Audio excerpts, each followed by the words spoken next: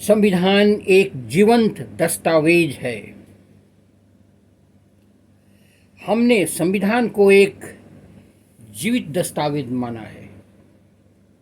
मैं इंद्रजीत नारायण सिंह अभी संविधान के सिद्धांत और व्यवहार के बारे में आप सबों को बतला रहा हूँ। हर भारतीय का कर्तव्य है कि वो संविधान के बारे में जाने। आज सुने।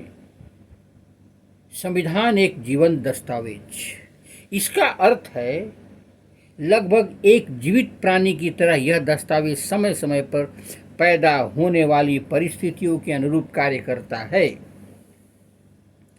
प्राणी जगत की तरह यह अनुभव से सीखता है।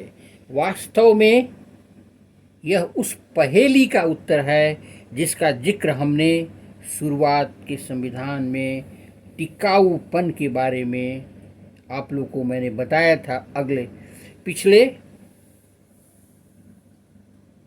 सिद्धांत और व्यवहार में। समाज में इतने सारे परिवर्तन होने के बाद हमारा संविधान अपनी गतिशीलता, व्याख्याओं की खुलेपन और बदलती परिस्थितियों के अनुसार परिवर्तनशीलता की विशेषताओं के कारण प्रभावशाली रूप में कार्य कर रहा है। यही लोकतांत्रिक संविधान का असली मानदंड है। लोकतंत्र में व्यवहारिकताएं तथा विचार समय समय पर विकसित होते रहते हैं और समाज में इसके अनुसार प्रयोग चलते रहते हैं। कोई भी संविधान को प्रजातंत्र को समर्थ बनाता हो और उन प्रयोगों के विकास का रास्ता खोलता हो, वह केवल टिकाऊ ही नहीं बल्कि अपने नागरिकों के बीच सम्मान का पात्र भी होता है। महत्वपूर्ण सवाल यह है कि क्या संविधान खुद का और लोकतंत्र का संरक्षण करने के सक्षम है। पिछले 6 दशकों के दौरान देश की राजनीति और संवैधानिक विकास के मामले में बहुत परिवर्तन हुए हैं। महत्वपूर्ण परिस्थितियां पैदा हुई हैं। 1950 में संवैधानिक और वैधानिक मुद्दे के बारे में बार बार सामने वाला अपने गंभीर प्रश्न संसद की उच्चतम का था।